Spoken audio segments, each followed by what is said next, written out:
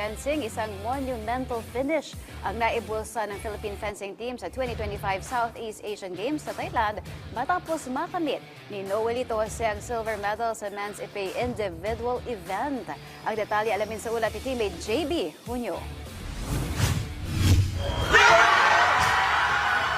Ipinamalas ni Noelito Jose ang tapang, disiplina at malawak na karanasan sa men's epee individual category habang isa-isa niyang pinalo ang mga kalaban tungo sa podium finish sa 2025 Southeast Asian Games sa Thailand. Sa isang matindi at makapigil hiningang laban sa finals, nagtapos si Jose bilang silver medalist, isang resultang naghatid ng kaisa-isang silver medal ng Pilipinas sa fencing sa biennial meet. Ang kanyang pagkakamit ng pilak ay bunga ng taon ng walang tigil na pagsasanay at mga naipong karanasan sa international competitions na lalong nagpatibay sa kanyang posisyon bilang isa sa pinakamaasahang veterano ng national team. Ayon kay Jose, isa sa mga paraan niya upang makuha ang mga panalo sa bawat laban ay ang kanyang matinding pananampalataya.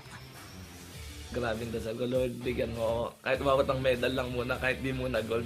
Kasi nga sabi ko, ang medyo mahirap yung laban pero yun na nga, by God's grace, na iraos ko. So parang naisip ko talaga na pag inano mo talaga kay Lord na tutulungan ka talaga niya. Lalo na, syempre, ginawa ko rin naman yung part ko sa training.